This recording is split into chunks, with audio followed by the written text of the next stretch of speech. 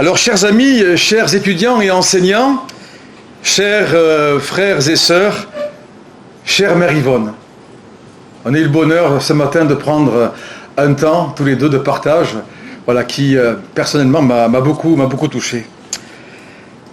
C'est toujours une joie d'ouvrir avec vous tous cette nouvelle année du Centre d'études théologiques Guillaume de Gélone.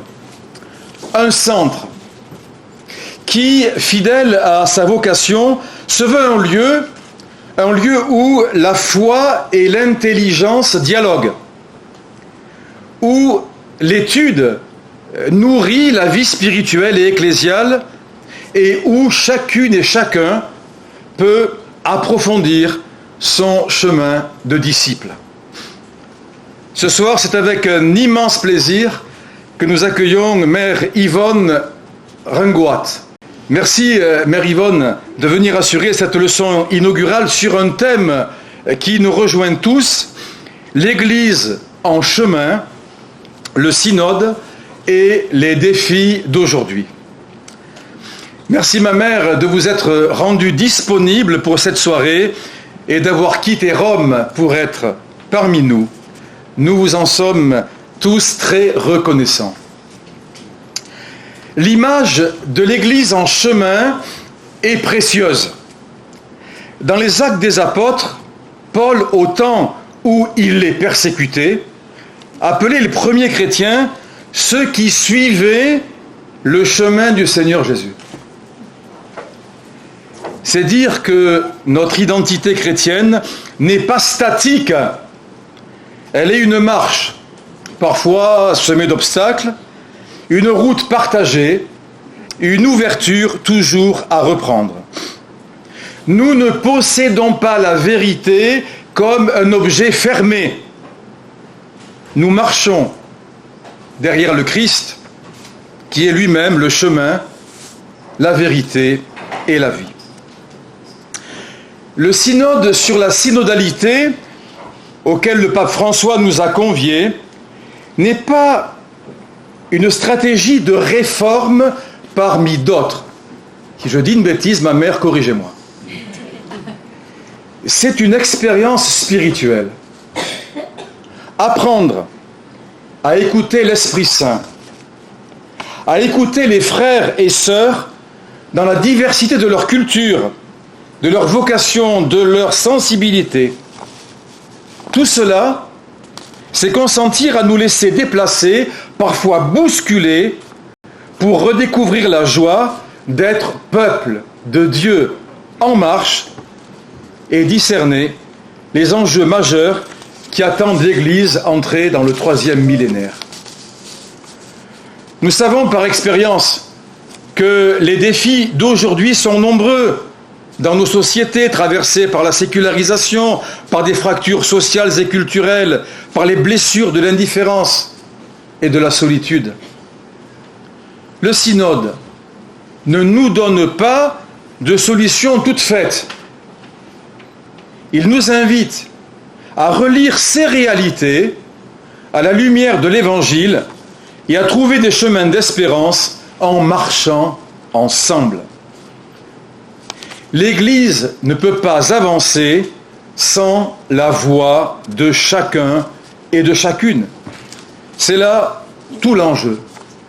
Faire de la synodalité non pas un slogan, mais un style de vie ecclésiale, où l'autorité se vit comme un service, où la communion se traduit par des gestes concrets et où la mission demeure l'horizon. C'est pourquoi votre parole, Mère Yvonne, ce soir, a tant de valeur pour nous. Religieuse salésienne, supérieure générale de votre congrégation, éducatrice passionnée, enseignante, première femme, ou l'une des premières du moins, à avoir été appelée à participer donc aux travaux du synode et à être membre du dicaster pour les évêques, votre expérience de vie consacrée, de gouvernance et surtout de disponibilité à l'esprit est un don pour notre Église. Merci encore, chère Mère, d'avoir accepté d'ouvrir pour nous ce chemin de réflexion. Nous sommes heureux de vous écouter, confiants que votre parole nous aidera à entrer plus avant dans ce que l'Esprit dit aujourd'hui aux Églises. Merci.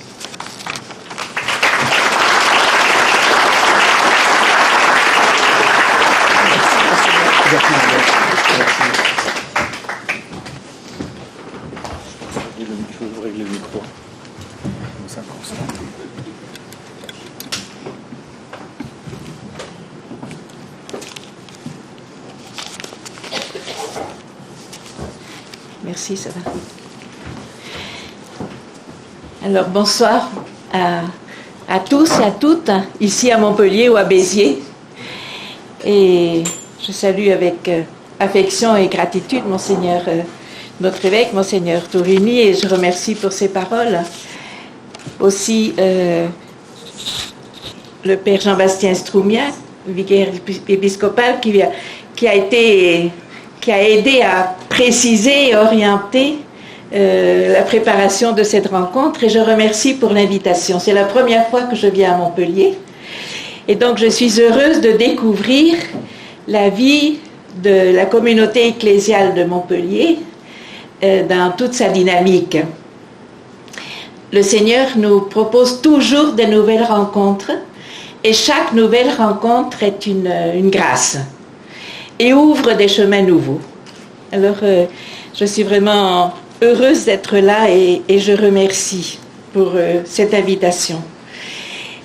Bon, je ne sais pas si mon intervention va vous intéresser, mais je vais essayer quand même de vous dire quelque chose. D'abord, certainement qu'elle sera marquée par mon expérience de consacrée, de religieuse salésienne, comme l'a dit Monseigneur, membre d'une congrégation donc internationale, présente dans 95 pays du monde et dans 5 continents, avec 11 000 religieuses, qui m'a donné l'opportunité de visiter le monde et de considérer le monde comme ma maison. Avec une ouverture certainement incroyable, qui est un don du Seigneur. Je peux dire que mon horizon a toujours été, au moins dans cette expérience ouverte sur le monde et sur l'Église. Dans le monde de l'éducation, parce que la congrégation avait vraiment comme est appelée à servir dans l'éducation des enfants, des jeunes dans toutes ses formes, et donc dans toutes les cultures et tous les continents. Et puis, mon expérience d'église, bon, d'une part comme membre de la congrégation, la vie religieuse est église, comme nous sommes tous église, et j'ai eu l'occasion d'être membre du dicastère d'abord des instituts de vie consacrée et sociétés de vie apostolique, où on a aussi été les premières femmes à devenir membres de ce dicastère. Et ensuite, j'avais à peine terminé mon mandat de supérieur général, que je pensais déjà être comme le grain de blé qui tombe dans la terre et qui meurt pour donner la vie. Le pape François m'appelle et il me dit « Je suis en train de vous nommer au dicastère des évêques ». Sainteté, au dicastère des évêques, mais moi je ne connais rien. C'est vraiment tout nouveau pour moi. Et il me dit « Bon, il faut commencer, de toute façon, c'est pas un problème ». Et donc, au mois de juillet 2022, j'ai été ainsi nommée membre du dicastère des évêques avec 2 autres femmes, un membre d'un institut séculier qui était présidente de l'Union féminine des associations catholiques, Marie-Elia Servini, et sœur Raffaella, qui est aujourd'hui présidente du gouvernorat à Rome, de l'État du Vatican. Et donc, nous sommes arrivés à 3 au dicastère des évêques, avec la majorité des cardinaux, quelques évêques. Et je dois dire que je fais une expérience très belle, parce que nous avons été accueillis les bras ouverts et avec non seulement l'accueil, mais le fait de nous intégrer dans ce processus de discernement en vue de la nomination des évêques que fait le pape, parce que la nomination des évêques, c'est le pape lui-même. Mais le discernement pour la nomination des évêques se réalise donc dans le dicaster, et c'est une responsabilité qui nous met en contact avec beaucoup de réalités ecclésiales du monde, ayant à connaître un peu les réalités des diocèses, la réalité, l'histoire, les défis actuels et les défis qui se présentent pour les années à venir, et donc aussi le profil de l'éventuel évêque qui pourrait être nommé à ce diocèse. Donc, c'est une occasion d'ouverture et de connaissance de réalité ecclésiale, non seulement de connaissance, mais qui porte à la communion, qui porte à sentir que chaque réalité est un peu la tienne, et le porter dans la prière et vraiment le porter dans la vie. Donc, je dois dire que je peux seulement remercier le Seigneur qui m'a toujours porté par des chemins auxquels je n'aurais jamais pensé. Jusqu'à l'Afrique, j'ai oublié de dire que j'ai été aussi quelques années missionnaire en Afrique, et qui m'a changé, je crois, qui m'a changé, parce que l'expérience de relation avec les cultures africaines est une bonne expérience de formation. Alors, donc le thème qui m'a été donné est l'Église en chemin, comprendre la synodalité et les défis d'aujourd'hui. Alors, moi je vous le présenterai à partir de ma propre expérience de participation au synode, sur la synodalité, entre autres, et en m'appuyant aussi sur le document qui en est sorti, qui a été le résultat d'un long discernement, parce que je peux vous assurer... Je suis désolée, il y a un bruit de fond, je vous laisse juste un Oui, moment. je vais le dire.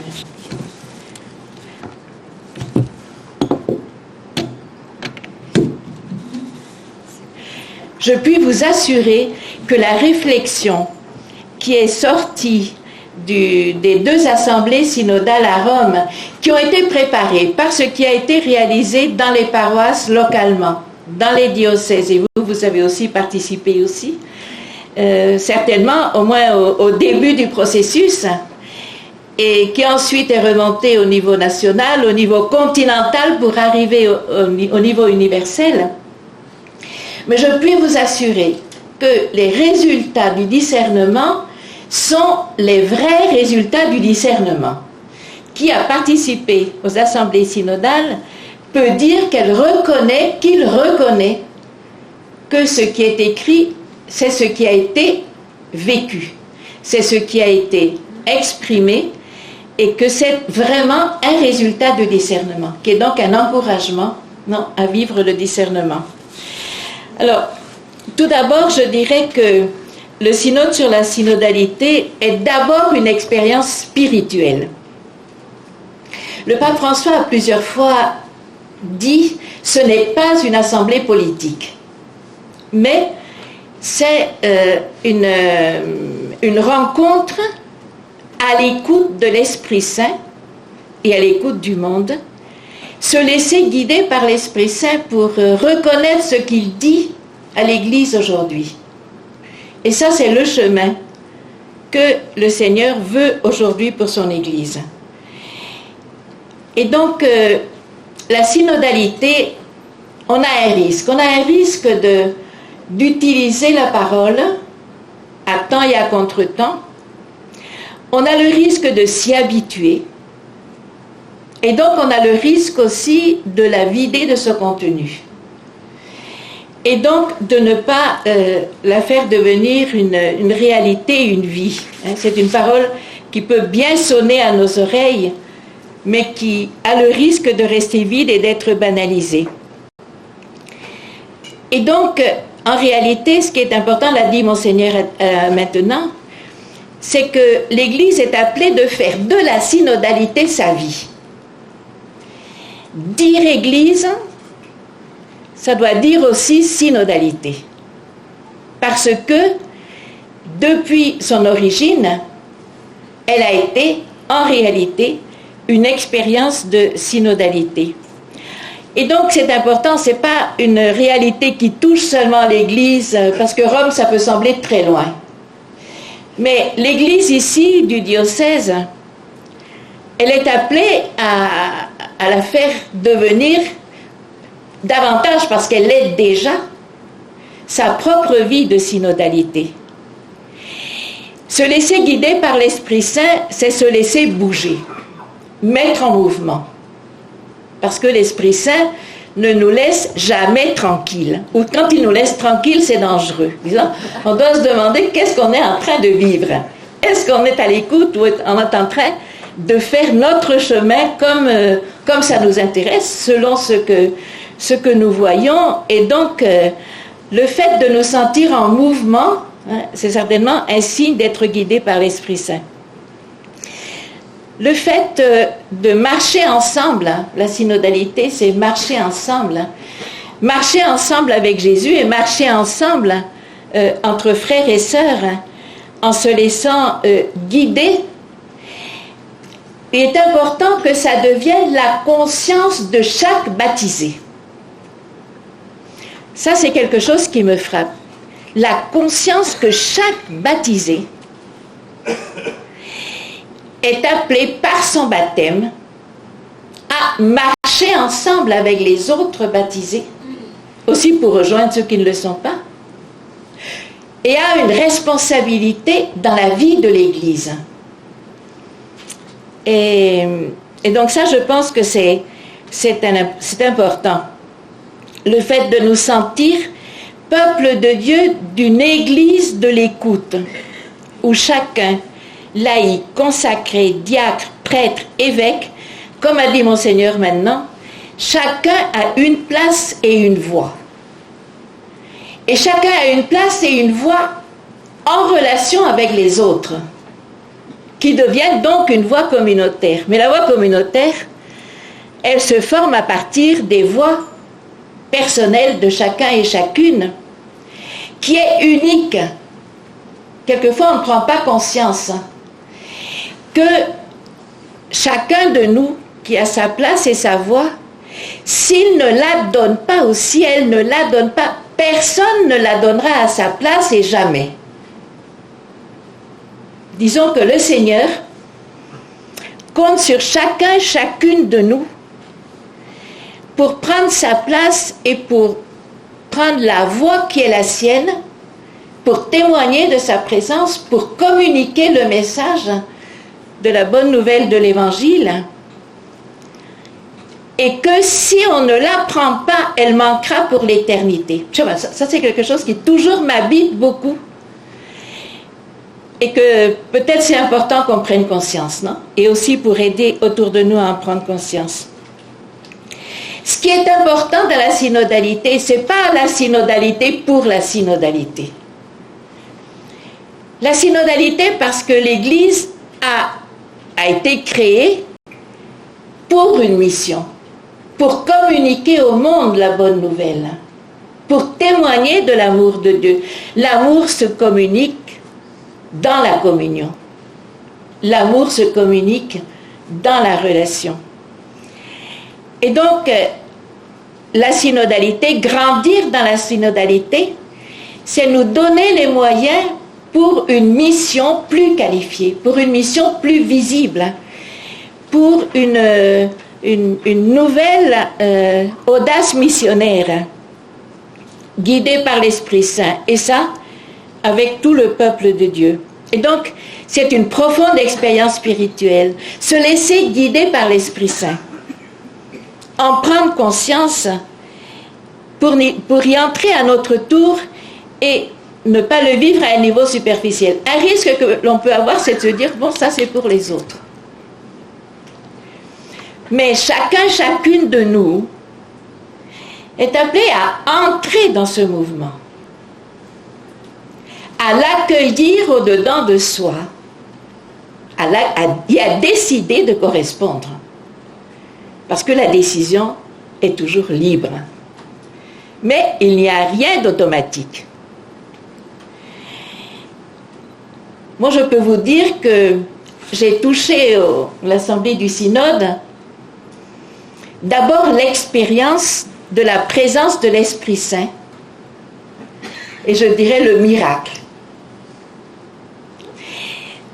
Près de 500 personnes arrivant de tous les horizons du monde, tant de cultures, d'expériences culturelles et ecclésiales différentes, arriver à partager vraiment, et à faire un chemin de discernement pour arriver à un consensus, ben je vous garantis que ce n'est pas évident au point de départ. Parce que vous pouvez imaginer les cardinaux, les évêques, Monseigneur, bien convaincus de toute leur expérience, de toute leur position, partager ensemble. Moi, j'ai accompagné des tables francophones avec des Français, des Canadiens, la République démocratique du Congo, du Liban, de plusieurs pays d'Afrique, évêques, cardinaux, laïcs, religieux, religieuses. Et je vous dirais que j'avais peur au début. Je me suis dit, comment on va arriver à vivre la conversation dans l'esprit qui a été la clé du discernement du synode, en s'écoutant les uns les autres, tout en donnant la possibilité que chacun puisse exprimer totalement sa pensée et sa réalité, et arriver à se mettre d'accord sur un consensus de discernement.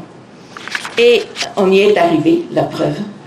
Donc, ça c'est un signe, vraiment, pour moi ça a été un signe de la présence de l'Esprit Saint, un signe d'une expérience pascale et d'une expérience de Pentecôte qui rejoint le chemin que vous êtes en train de faire. Et je crois que l'expérience qui a été particulièrement forte a été l'expérience de la fraternité. Une expérience qui a été une expérience de communauté ecclésiale qui a suscité le désir et la préoccupation des participants. Mais comment on va transmettre l'expérience que nous avons vécue? Parce que je crois que plus que les mots qui ont été dits au synode ou qui sont écrits, le plus important, c'est l'expérience qui se vit.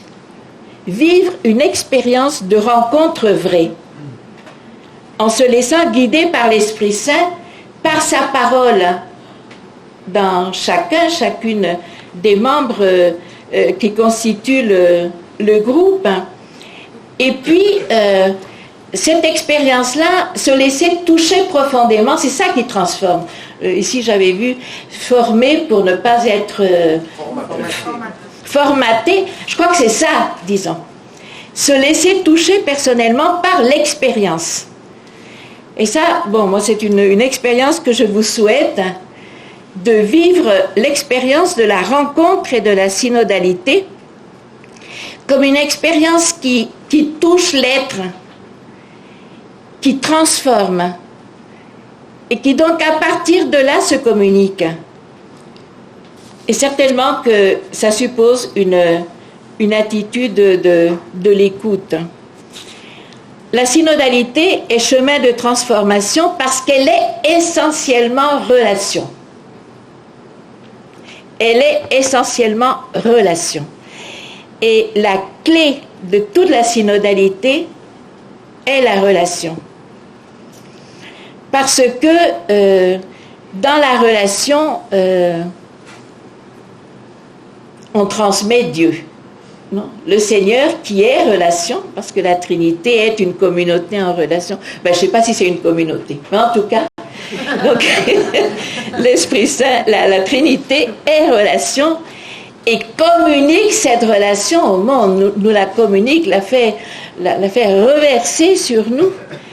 Et donc, la relation transmet le Seigneur qui choisit de se communiquer à travers la relation humaine, au cœur de la relation humaine, aucune relation ne laisse indifférente, en positif ou en négatif. Une relation importante, grande, petite, chaque relation laisse toujours une trace. Pourquoi? Parce qu'une relation n'est jamais seulement humaine. Elle est humaine, mais elle est habitée par Dieu. Alors je crois que le synode s'est joué essentiellement sur cette expérience de relation.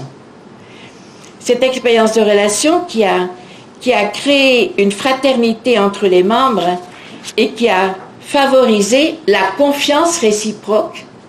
Il n'y a pas de partage dans la synodalité sans confiance réciproque, sans se fier les uns des autres, sans croire que chacun a une parole, que chacune a un message et qu'il peut être accueilli. Et donc l'expérience synodale est d'abord une grande expérience humaine. Une grande expérience humaine marquée par la richesse de la rencontre des membres et en même temps une grande expérience spirituelle parce que toute démarche synodale nous demande d'être à la fois pleinement humain, c'est-à-dire connecté au réel, et à la fois pleinement spirituel, ça veut dire ouvert au travail de l'Esprit Saint en nous et dans les autres. Il y a une fusion, non, entre l'humain et le spirituel, parce que le Seigneur s'est incarné. Et donc l'expérience synodale touche à la fois notre expérience de Dieu et nous ferait entrer dans une amitié plus grande et une fraternité plus grande avec les autres. Le synode n'est pas une nouveauté absolue. Le synode est une relecture et à la lumière d'aujourd'hui du Concile Vatican II. Le synode se suit dans la logique, dans la réflexion du Concile Vatican II. L'Église synodale est d'abord une Église en chemin de conversion. La clé de la réflexion synodale est la conversion. Et la première conversion, c'est de se laisser, de reconnaître qu'on est appelé à la conversion par l'Esprit Saint. Dans le document final du synode, il y a ce titre « Appelé par l'Esprit Saint à la conversion ». Appelé, pas appelé et eux, l'Église appelée, mais appelé et ça veut dire tous les membres de l'Église sont appelés à la conversion. Qui veut dire appeler veut dire que c'est pas qu'on choisit si ça nous plaît ou ça nous plaît pas. C'est pas optionnel. S'il y a un appel, c'est un appel qui vient de quelqu'un d'autre que de nous, qui est l'Esprit Saint. Et si c'est un appel qui vient de Dieu, tout en nous laissant la liberté de la réponse, mais la réponse est importante. Donc, en chemin de synodalité, comment on décide de se laisser convertir? Ça, c'est la première question de ce soir. Comment on décide de se laisser convertir? Si chacune de nous part d'ici en prenant la décision de se laisser bousculer, de se laisser toucher, de se laisser guider par l'Esprit Saint, lui sait comment nous rejoindre, lui sait comment nous parler, lui sait quels sont les chemins qu'il va prendre. Quelque chose change. La décision d'écouter l'appel à la conversion, une conversion qui n'est pas superficielle, qui n'est pas seulement le fait de changer quelque chose, de changer une organisation, de changer une structure, mais qui est d'abord de se laisser guider par l'Esprit Saint, de se laisser évangéliser aussi. Et donc de se mettre en route ensemble. je pense que la lettre pastorale de Monseigneur Tourigny, de votre évêque, qui parle de l'église de Pentecôte, c'est ça, disons. C'est accepter à l'avance de se laisser guider par l'Esprit Saint sans savoir où il nous mène. Parce que nous avons tendance souvent à tout contrôler. Donc, où on veut arriver, si on veut arriver là, donc on va faire ces passages. Mais l'Esprit Saint ne nous dit pas à l'avance où il veut arriver. Il nous guide progressivement à travers des étapes en nous aidant à les reconnaître dans la relecture que nous pouvons faire de l'histoire, des événements, en le partageant ensemble en communauté pour discerner ce qu'il nous dit et nous laisser accompagner. Donc, la synodalité, c'est d'abord ça, un appel à la conversion profonde pour être plus crédible dans notre évangélisation, dans notre mission, pour être plus cohérent dans notre vie personnelle et communautaire. Et en acceptant l'aventure de nous laisser guider. On est sûr qu'il nous guide bien, même si on le voit souvent après. Et donc, c'est un chemin de confiance. Et ça, c'est la vérité de notre foi. Hein. Où on y croit, on n'y croit pas. Où on se sent aimé. Et si on se sent aimé, on ne peut pas douter que le Seigneur ne nous guidera pas bien. Et si on aime, on fait confiance en cet amour. La première conversion à laquelle on est appelé dans la synodalité, c'est la conversion des relations. La conversion des relations. L'Église a senti l'appel de relations plus simples, plus proches, de proximité, avec le peuple de Dieu, avec aussi ceux qui ne sont pas, qui ne se reconnaissent pas du peuple de Dieu, qui peuvent être aux marges de l'Église. Une relation qui va vers, qui n'attend pas que les gens viennent vers elle, mais qui se déplace et qui va vers. Cette interpellation a été lancée par les jeunes dans la préparation du synode pour les jeunes, qui avaient fait entendre leur voix en disant qu'ils attendaient une église moins institutionnelle et plus proche, plus relationnelle. Je me souviens que le pape Benoît XVI, dans une visite au Bénin, avait, dans un discours, fait cette constatation. Il y a beaucoup de sectes qui se développent très rapidement. Pourquoi? Et lui, il disait, les sectes ont souvent le don de se faire proche des gens, proche de ceux qui souffrent, proche de ceux qui ont besoin.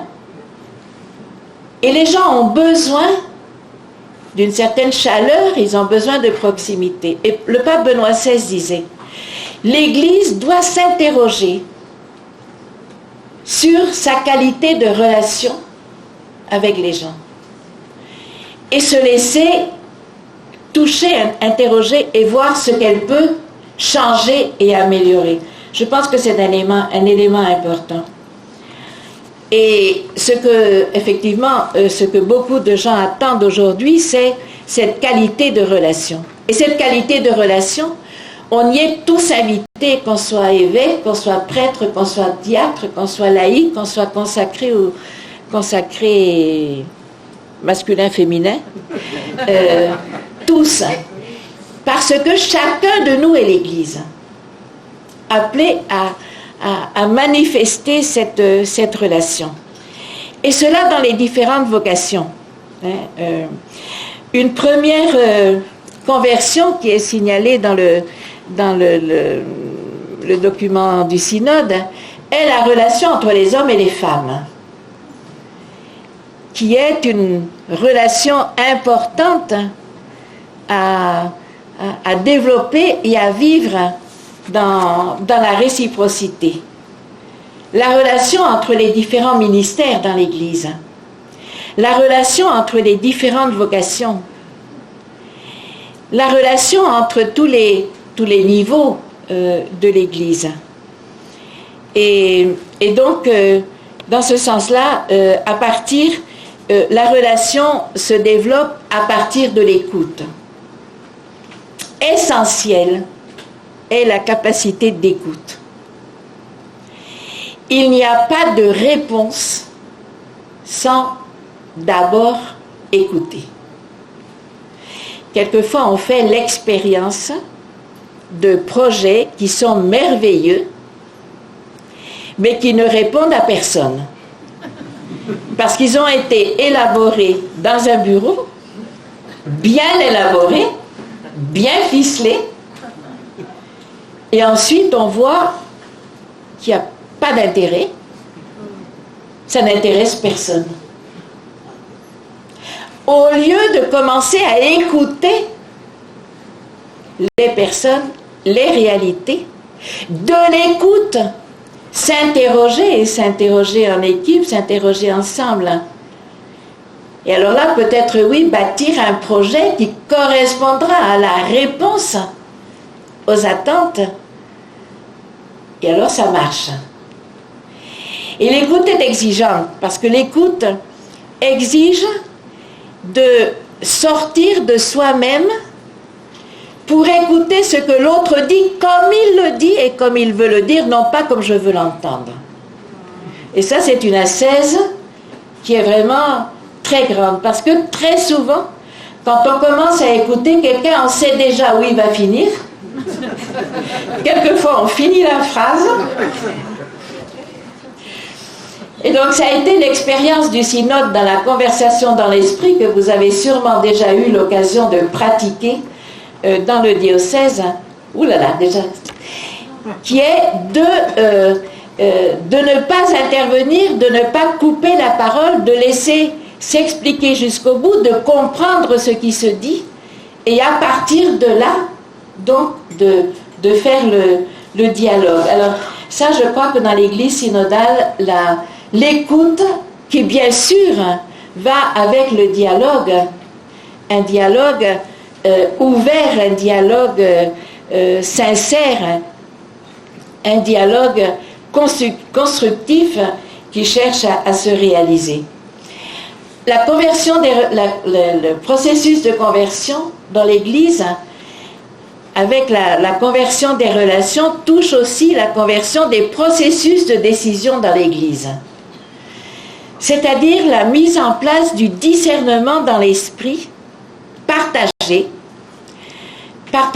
entre toutes les vocations dans l'Église, la participation la plus grande possible.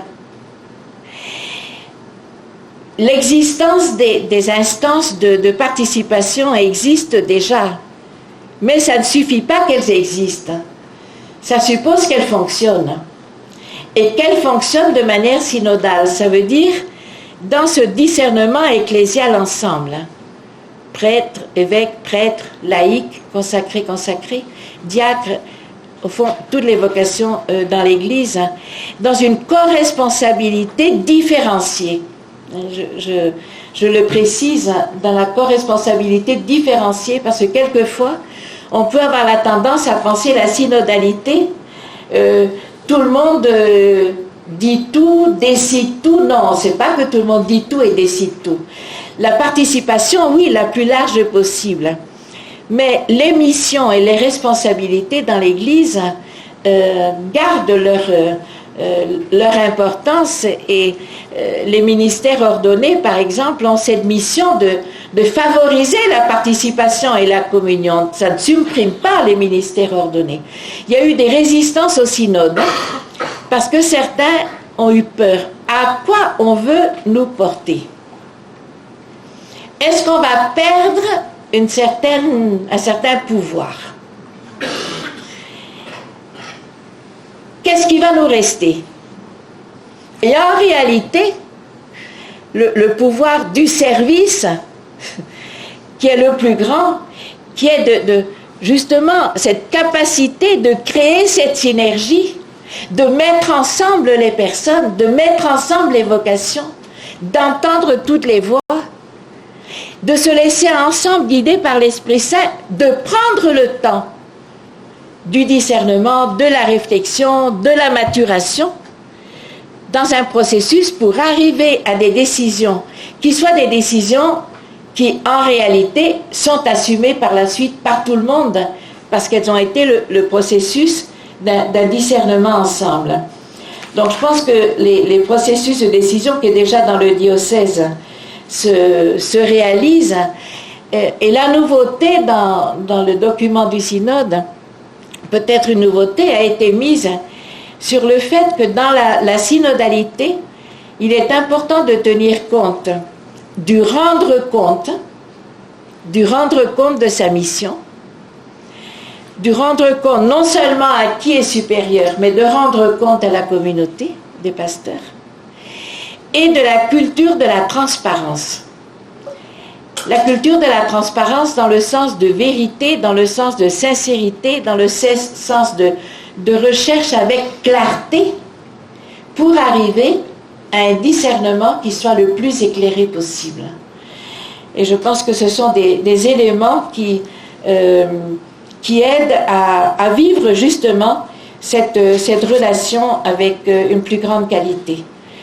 Et puis la conversion des liens, ça veut dire les liens entre les paroisses, les liens entre les secteurs missionnaires, les liens entre les diocèses et la conférence épiscopale, les liens entre les conférences épiscopales et le siège apostolique, le lien avec des conférences continentales ou des assemblées ecclésiales qui sont en train de se créer, les liens entre les églises dans des partages. Par exemple, j'ai appris aujourd'hui que l'église, le diocèse est jumelé avec toute l'église du Mali. C'est merveilleux, ça, disons. Là, il y a un échange, il y a un potentiel d'enrichissement réciproque, si on le vit, qui peut être d'une grande ouverture. Alors, cette relation des liens, tout en tenant compte qu'aujourd'hui, les lieux se déplacent. Disons que les lieux à considérer dans l'Église, le lieu traditionnel, je ne sais pas si c'est traditionnel, mais quand même classique dans notre vie, c'est la paroisse. Aujourd'hui, ces lieux craquent pour différentes raisons. Et donc, on est appelé à inventer d'autres instances, d'autres formes de rencontres pour vivre en Église. Parce que la chose la plus importante, c'est le fait de vivre comme communauté. Les gens aujourd'hui ont besoin de communauté. Et je pense que, par exemple, la réalité de nombreuses personnes, adolescents, jeunes, adultes, qui rentrent en catéchuménat, qui reçoivent le baptême, qui deviennent néophytes, qui sont un grand signe que l'Esprit Saint existe et qu'il est présent, nous interpelle sur le fait de quelle communauté ces néophytes vont trouver et rejoindre pour être nourris dans leur foi, pour être accueillis avec ce qu'ils sont, pour faire chemin ensemble, et qu'ils ne se retrouvent pas au bout de quelque temps isolés, ne retrouvant pas ce qu'est l'Église, et donc abandonnant. Alors, c'est un grand signe de l'Esprit Saint, et en même temps, un grand défi de voir comment nous nous formons comme communauté, comment nous vivons comme communauté, c'est-à-dire des vraies relations entre nous qui, d'une part, nous intègrent les uns aux autres, mais qui en même temps nous rendent capables de sortir de nous-mêmes et de nos cercles déjà constitués pour nous ouvrir à ceux qui n'y sont pas, qui viennent d'y entrer, ou d'autres qui n'y sont pas du tout, mais qui pourront peut-être un jour la découvrir. Et certainement que la dimension communautaire, mais réelle, pas seulement de nom, est un élément aujourd'hui dans notre monde où il y a beaucoup de solitude, où il y a beaucoup d'individualisme, l'Église, dans ce qu'elle est, peut certainement être un signe, une lumière, et donner une possibilité de développer l'humanisation, de développer l'humanité à partir de la réalité évangélique qui la constitue, et d'être une fraternité de chrétiens ouverte aussi à ceux qui ne professent pas de foi, ou à ceux qui professent d'autres credos, d'autres religions, et qui sont donc ouverts à cette réalité. Et enfin, parce que moi j'ai toujours des problèmes de temps, à la fin, la question de la synodalité, c'est la question de la formation. Il n'y a pas d'église synodale sans, alors je ne sais pas si ça existe, des personnes synodales, mais en tout cas des personnes qui ont un esprit synodal. Des personnes qui se forment, qui sont passionnées par le fait de construire avec d'autres, de chercher avec d'autres, de bâtir avec d'autres, de collaborer avec d'autres et de vivre la co-responsabilité. Si les personnes n'ont pas cet esprit, on peut changer toutes les structures que nous voulons, il n'y aura pas de synodalité. La synodalité passe par les personnes qui se laissent transformer, qui se laissent toucher par moi je dis une passion, parce qu'aujourd'hui, qui n'est pas passionné ne fait rien. Aujourd'hui, il faut être passionné, parce que dans le contexte de sécularisation, dans le contexte même de lutte quelquefois, non? On dit que notre période est la période où il y a le plus de martyrs dans toute l'histoire de l'Église, aujourd'hui. Et ça, dans tous les contextes. Donc, ça veut dire d'avoir des convictions profondes, d'être animé vraiment par l'Esprit Saint, d'avoir un feu dedans qui cherche à se communiquer et avec d'autres. Hein, parce que notre foi se communique, c'est la communauté qui transmet la foi.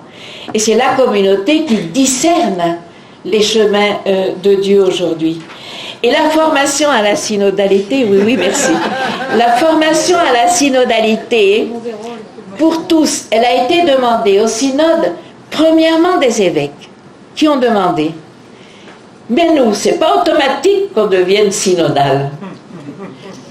Et donc, c'est important que dans la formation initiale, mais aussi dans la formation permanente, nous soyons accompagnés dans ce domaine.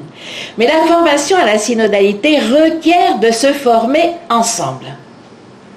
Ensemble, l'évêque, je ne sais pas. L'évêque peut voir. Prêtre, diacre, laïc, consacré. La formation à la synodalité, c'est important de créer des situations de formation ensemble, pour que justement on apprenne à partager, à se construire, je dirais, comme communauté ensemble. Formation à la synodalité, dans la synodalité, à partir de la formation initiale dans les séminaires des prêtres, à partir de la formation initiale dans la vie consacrée, à partir de la formation des laïcs. Chacun, certainement, a sa formation spécifique, mais aussi la formation ensemble. Ça, c'est une clé de l'Église synodale.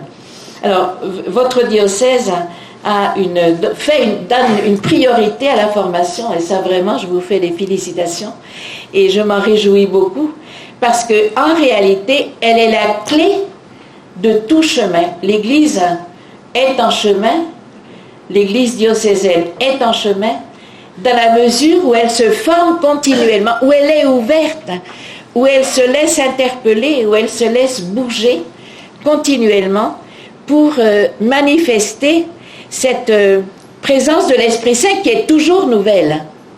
L'Esprit Saint ne se répète pas. Et aujourd'hui, dans un contexte de grande transformation et profonde transformation du monde, pour transmettre la bonne nouvelle du message aujourd'hui, il faut des nouvelles énergies. Il faut se laisser changer, il faut se laisser toucher pour être capable de le transmettre dans un langage que les gens d'aujourd'hui puissent comprendre. Pour avoir un langage, non seulement un langage de parole, mais aussi dans le témoignage de la vie, non, qui puisse toucher et qui puisse... alors, cette question de la formation est fondamentale et elle nous engage tous. Hein. J'encourage le diocèse qui est très engagé dans ce domaine-là. Alors moi, je vous remercie pour l'écoute parce que ça se termine. Et je vous encourage à être passionné pour développer l'esprit synodal dans votre dans l'église diocésaine, dans toutes les paroisses, dans les secteurs missionnaires, favorisant une grande interrelation entre toutes les vocations, les charismes, et ouvrant toujours plus les relations avec les personnes qui sont éloignées de l'Église. Je pense que l'Esprit Saint nous touche en écoutant les personnes qui justement ne sont pas dans l'Église. Parce qu'elle nous pose les vraies questions. Elle nous parle de réalités qui nous provoquent à trouver les réponses, qui ne peuvent pas être toutes faites. Et donc, je crois que c'est particulièrement important. Ceci afin que la passion pour la mission soit de plus en plus partagée et contagieuse. Et pour ça, je vous encourage à vous laisser guider par l'Esprit Saint pour avoir le courage de l'audace évangélique qui porte à ouvrir des chemins nouveaux d'évangélisation. Car, comme je disais, le changement d'époque en cours requiert des nouvelles énergies et des ressources pour faire exister des formes inédites d'annonce de l'Évangile.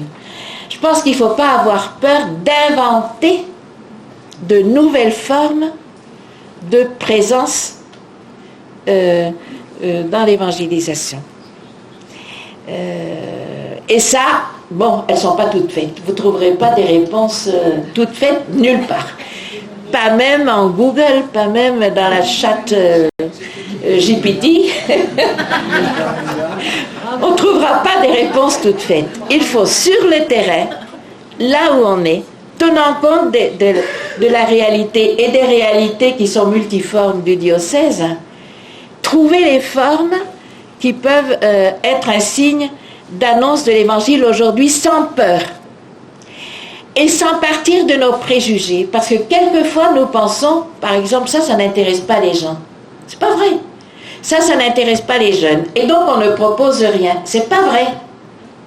C'est pas vrai. Si vous écoutez, vous pouvez vous rendre compte qu'il y a plus d'attentes que ce que nous croyons.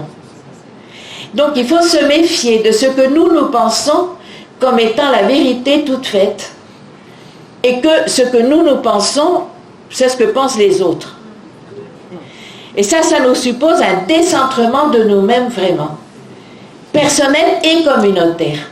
Non? De partager ces signes-là.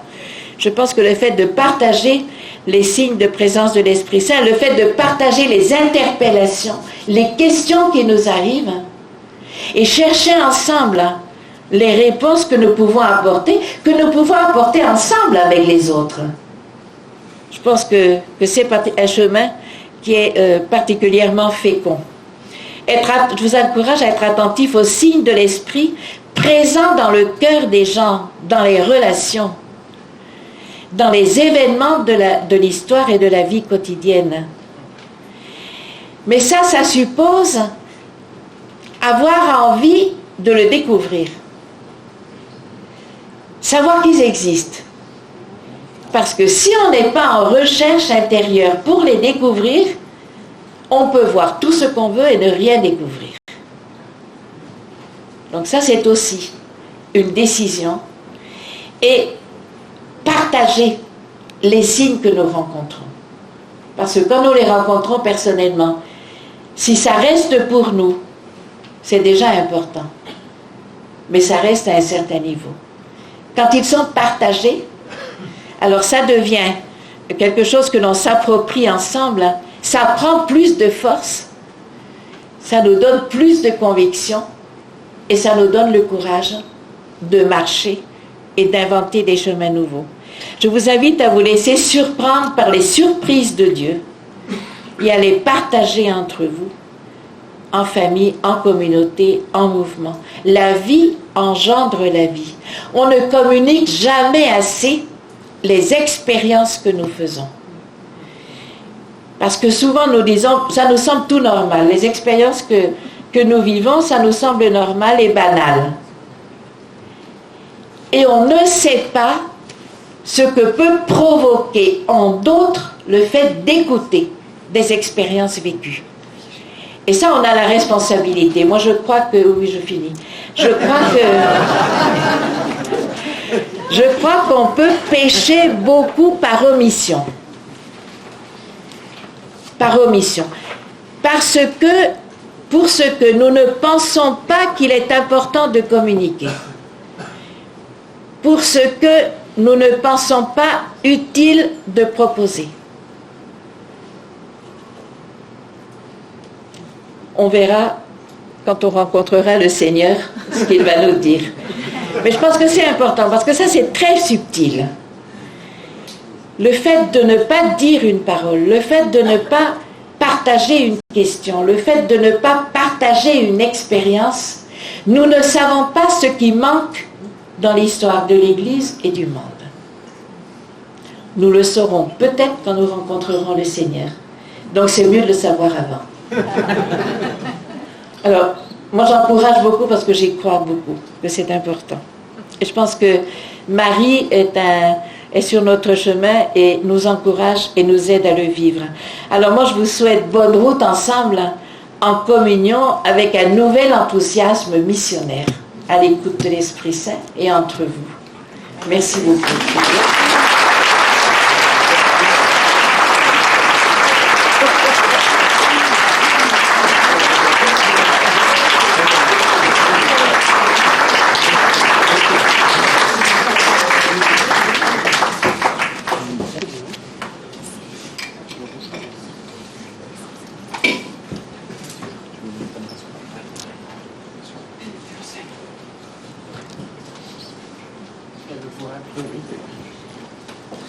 Voilà, merci beaucoup ma mère. Je pense que ce soir vous avez touché beaucoup d'entre nous par vos paroles, à la fois la clarté mais aussi la profondeur de tout ce que vous nous avez partagé. Personnellement, j'ai crois avoir compris que le chemin de la synodalité, que ce soit au début, au milieu ou à la fin, c'est la relation. Oui, c'est ça. Et je crois qu'on peut retenir cela en début d'année, chacun d'entre nous, dans ce que nous relançons, démarrons dans l'année, se redire, c'est vrai que même si bien sûr il faut de l'organisation, il faut de la méthode, il faut peut-être aussi des fois d'institutions, mais tout ça ne vaut pas grand-chose si finalement au cœur il n'y a pas ce désir de conversion à la relation, avec tous les efforts que vous nous avez signalés. Merci infiniment pour cela. Et puis on peut dire que vous nous avez réveillés en quelque sorte ce soir par votre énergie qu'on ressent profondément, votre zèle, mais aussi la vitamine que vous nous donnez, par votre présence, par votre style, parce que vous êtes vraiment habité par ce que vous dites, et je crois que ça nous nourrit directement, au-delà même des paroles, par la présence que donnent vos propos. Dans quelques instants, on va avoir l'occasion de poser des questions à Mère Yvonne, qu'on soit ici à Montpellier ou bien à Béziers. Je regarde ici parce qu'il me voit par la petite caméra qui est là. Juste avant, pour un peu recueillir tout ce qui a été dit, pour faire un petit peu notre miel de ce que nous avons entendu, je vous propose une pause musicale. Et après, le micro pourra tourner dans l'assemblée pour que vous puissiez poser vos questions à Mère Yvonne. Merci.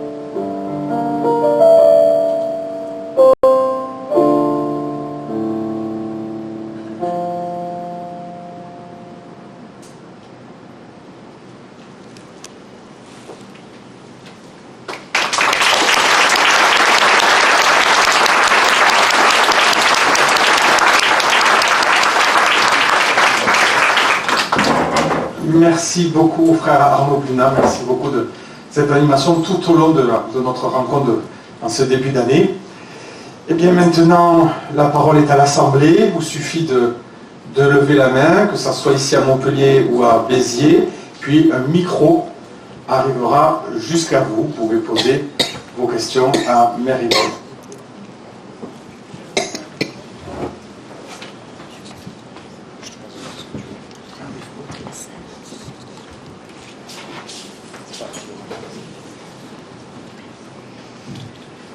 Oui, bonsoir, c'est Yvonne. Merci pour votre intervention si émouvante. J'aimerais savoir si vous avez été choisi pour vos compétences ou en tant que femme, ou les deux, parce que c'est quand même une innovation majeure qu'une femme soit au milieu de tant de cardinaux et d'évêques. Alors, la motivation, je ne saurais pas le dire. Est-ce qu'on peut répéter la question pour Béziers, parce qu'on n'a pas très bien entendu ici, s'il vous plaît? Alors oui, la question était, est-ce que la Mère Yvonne a été choisie pour ses compétences? Je ne vais pas écouter toute la question non plus, je suis en train de régler la caméra. Donc, pour ses compétences ou parce qu'elle est une femme, ou les deux? Ben, je ne saurais pas dire. Je crois qu'il y a eu la volonté de la part du pape François d'introduire des femmes, d'une part à différents niveaux dans l'Église et d'autre part dans le dicastère des évêques. Je l'avais entendu dans une interview dire qu'il avait l'intention de nommer 2 femmes au dicastère des évêques, parce qu'on lui demandait toujours, très souvent dans les interviews, on lui demandait comment il voyait la place des femmes dans l'Église. Alors, dans une réponse, il avait dit « J'ai l'intention de nommer même 2 femmes dans le dicastère pour les évêques ». Moi, je m'étais réjouie en disant « Bon », mais sans penser que je serais vraiment. Et donc, il n'en a pas nommé 2, il en a nommé 3, ce qui est bien, parce que... alors, je pense qu'il y a eu cette volonté-là, de sa part à lui, d'introduire des femmes dans le dicastère des évêques. Après, les choix qu'il a faits, je ne saurais pas dire. Bon, peut-être par mon expérience de supérieur général d'une congrégation internationale. J'étais aussi présidente de la conférence des religieuses en Italie. En Italie, elles avaient choisi une Française pour être la présidente nationale de la conférence des religieuses. Peut-être pour la connaissance. Donc, je ne sais pas donner. Il faudrait rentrer dans sa tête pour avoir la réponse. Mais je pense en tout cas qu'il y a eu l'intention d'introduire des femmes dans le dicastère. La compétence, moi, je n'ai pas de compétence particulière, donc je ne pense pas que ce soit la compétence. Merci, ma mère. On a une question ici à Béziers.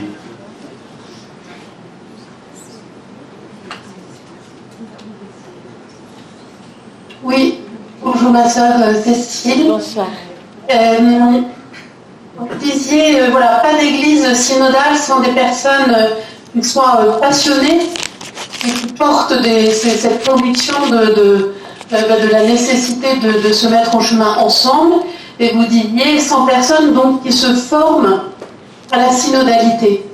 Alors voilà, si on a du temps, et si on veut consacrer du temps, et si on est passionné, où et comment on se forme à la synodalité? Alors, où et comment on se forme à la synodalité? Je pense que d'une part dans la vie quotidienne déjà, dans la manière de vivre les propres relations dans son milieu de vie et de travail, dans la conscience justement de cette participation et relation.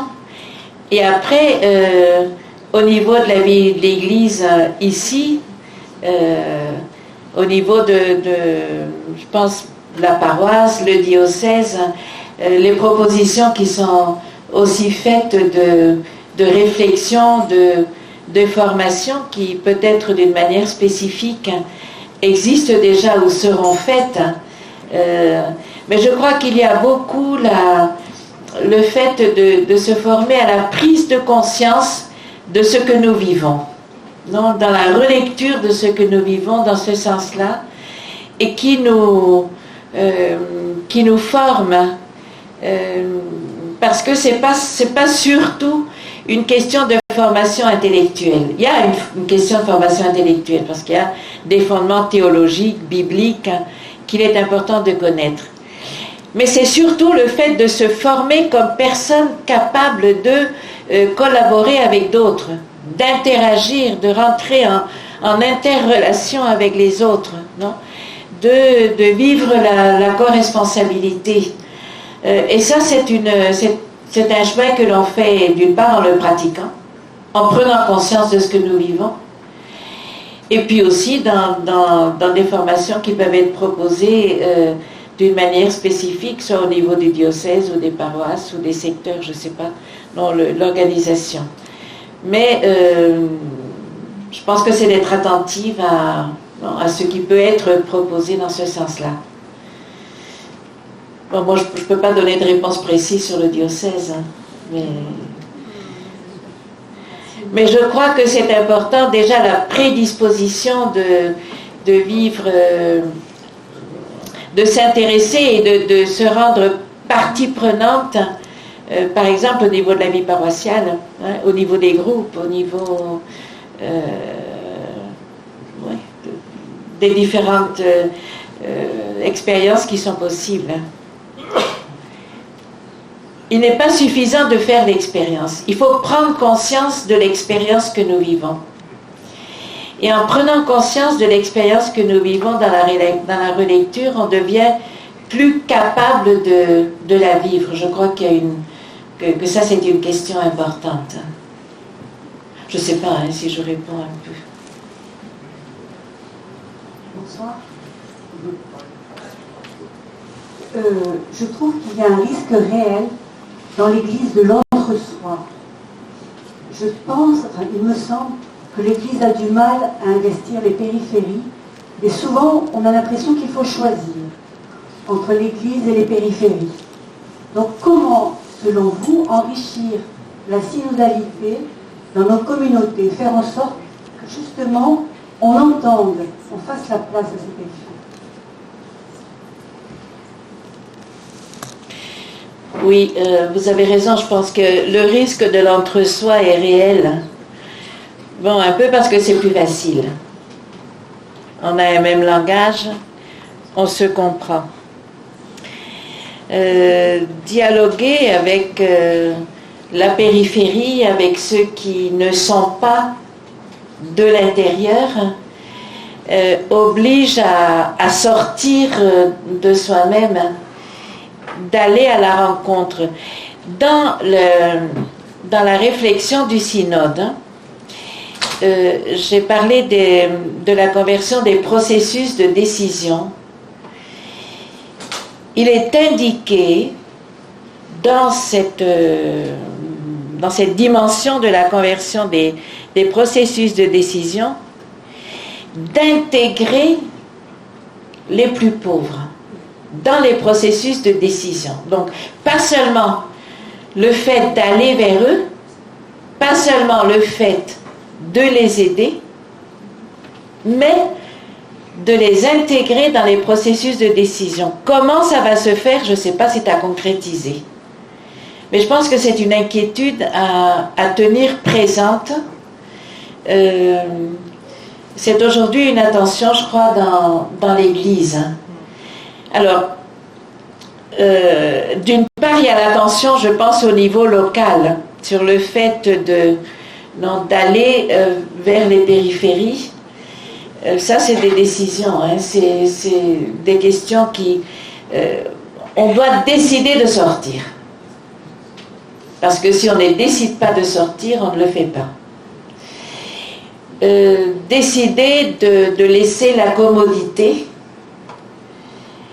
et donc de se laisser aussi interpeller, de ne pas savoir peut-être comment répondre. Parce que en réalité, souvent on est un peu sûr de nos réponses. Et c'est pas comme ça, disons. Il y a beaucoup de défis, il y a des questions même existentielles aujourd'hui. On affronte de grandes questions anthropologiques existentielles qu'il est important vraiment de creuser. Il ne faut pas avoir peur. Je crois que quelquefois ce qui nous bloque, c'est la peur. La peur de rencontrer l'autre différent. Et de ne pas savoir comment vivre la rencontre. Et la peur bloque. La peur bloque.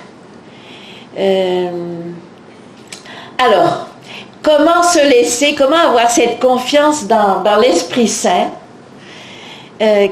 qui, lui, nous donne la lumière dans le moment que l'on vit et pas avant. Parce que souvent, la peur que l'on a, c'est avant. Avant de sortir, avant la rencontre, avant. Parce qu'avant, on n'a pas la grâce. C'est tout simple. Il nous la donne dans le moment. Donc, il faut risquer sortir. Il faut risquer aller à la rencontre dans la certitude que lui ne nous manquera pas. Bon?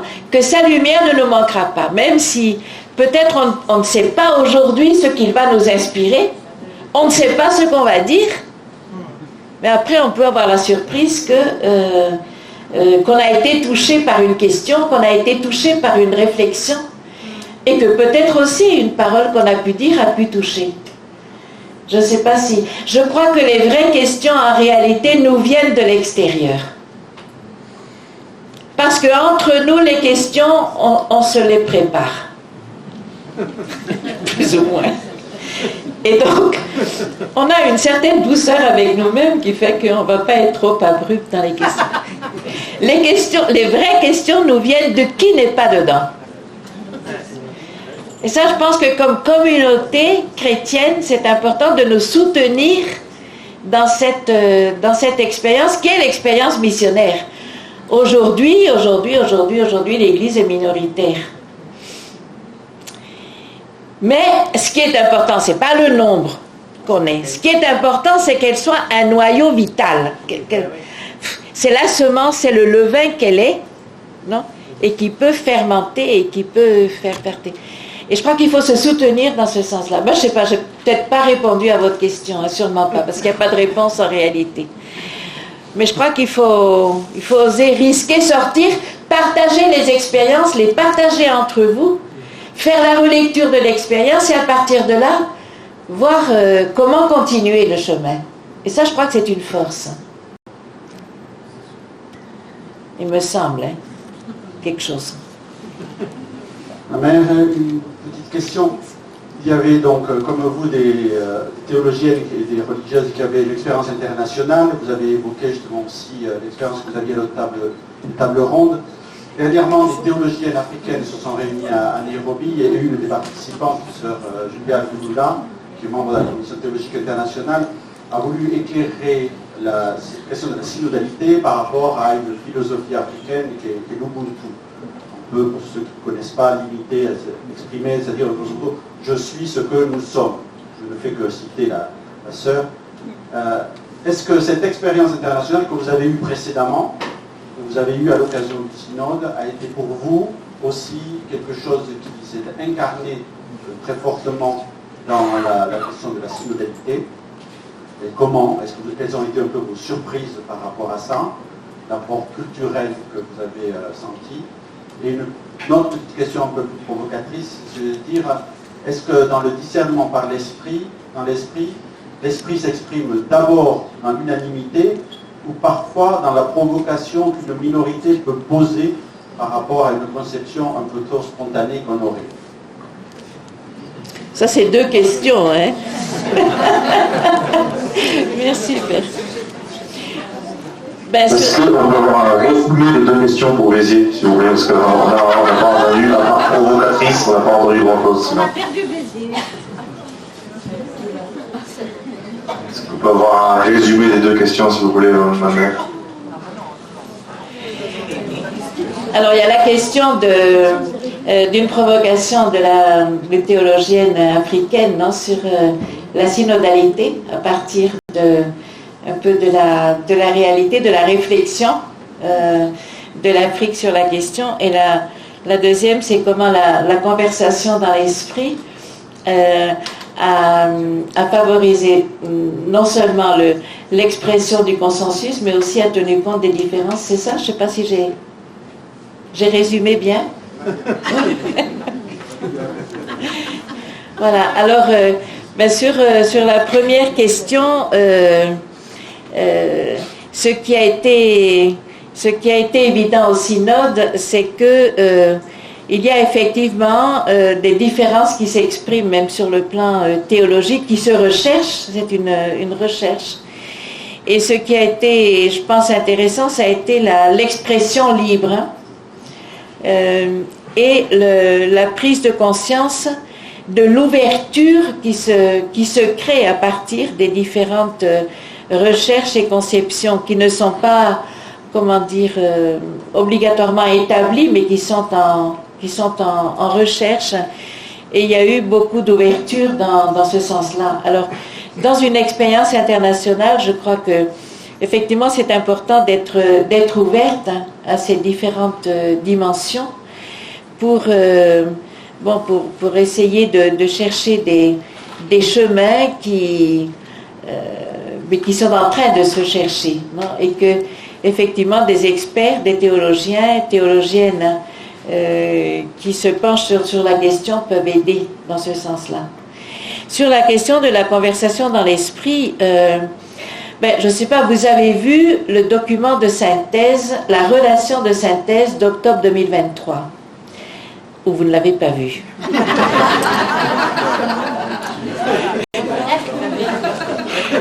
De toute façon, maintenant, il est dépassé par le document final, que je vous invite quand même à chercher.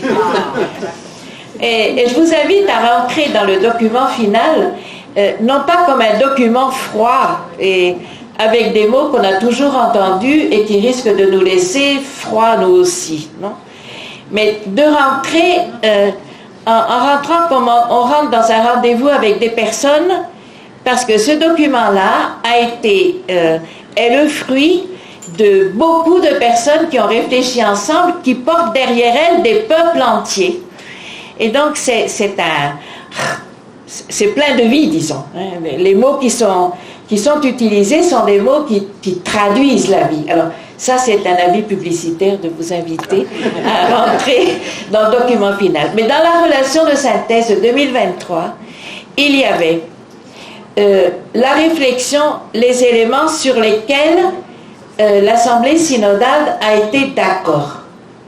Il y avait les points de divergence, il y avait les questions qui sont restées ouvertes, et il y avait éventuellement des propositions. C'est-à-dire que dans la conversation dans l'esprit, les groupes n'étaient pas obligés d'arriver à un consensus sur toutes les idées. Le groupe devait être d'accord que ce qu'il transmettait était ce qu'il avait dit. Ce qu'il avait dit, sur lequel il était d'accord, sur lequel il y avait des points de divergence, et sur lequel il pouvait y avoir des questions qui restaient ouvertes. Et ça, c'est une dynamique, je pense, intéressante, parce que la clé était, l'avis était de ne pas uniformiser toutes les réponses. Non? Parce que une seule voix discordante peut être porteuse d'un message qui peut aider à l'approfondissement ou qui peut aider à aller plus loin. Et donc, dans l'esprit du synode, il y a eu cette attention-là, aussi dans la deuxième assemblée, où bien sûr la deuxième assemblée devait arriver quand même à un accord sur sur les grandes lignes qui étaient le fruit du discernement. Et donc, la réflexion de la deuxième assemblée a été plus profonde que celle de la première, parce qu'elle a été amenée à creuser certains éléments, par exemple théologiques, ou par exemple canoniques, ou par exemple... pour arriver, même si les points de départ pouvaient être en divergence, pour arriver à un certain consensus. Je ne sais pas si je réponds un peu à votre demande. Mais la question était de ne pas rester à l'uniformité et seulement à aux idées sur lesquelles tous étaient d'accord. Mais d'accueillir aussi les divergences et les questions. Et alors ça demande un peu plus de temps. Alors la conversation dans l'esprit a favorisé cette expression. Parce que dans la conversation dans l'esprit, chacun peut exprimer vraiment ce qu'il porte et ce qu'il pense, sans être coupé et interrompu ou bien contrarié par les autres. Et ça, c'est une dynamique, je pense, qui aide à faire un discernement. Nous allons prendre une dernière question du côté de Béziers avant de conclure la soirée.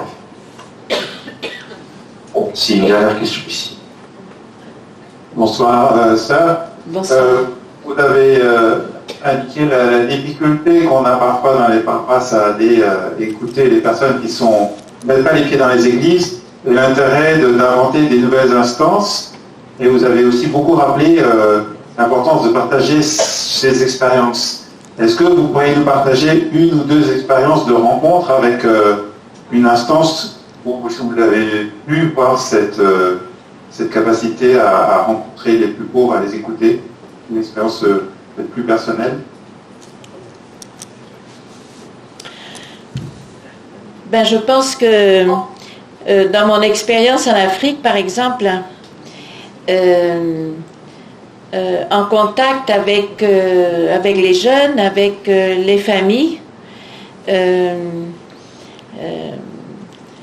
je pense par exemple à une rencontre de congrégation que nous avions, étaient présents des jeunes animatrices, et elles nous ont dit ceci: vous êtes formidables pour nous accueillir, nous préparer pour des responsabilités, par exemple pour des responsabilités avec les jeunes.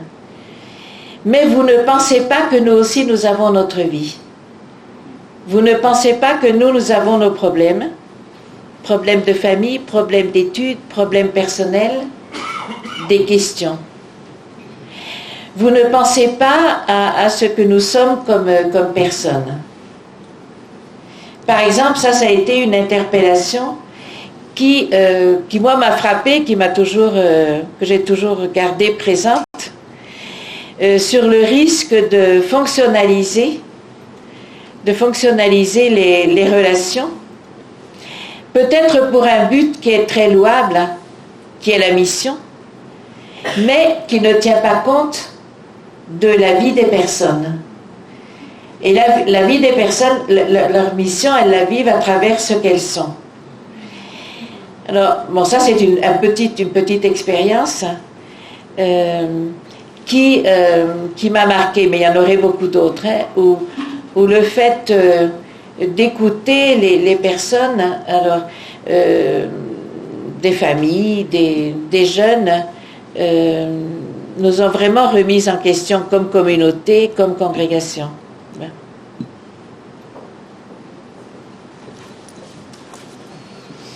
Voilà, merci beaucoup, ma mère. Voilà, merci beaucoup, ma mère Yvonne, d'avoir pris ce temps avec nous de conférence ce soir. Il nous a fallu 1 an pour monter cette conférence, parce que Mère Yvonne a un agenda extrêmement chargé. Ça fait 1 an qu'on a réservé la date pour vous. Ça vous dit encore aujourd'hui?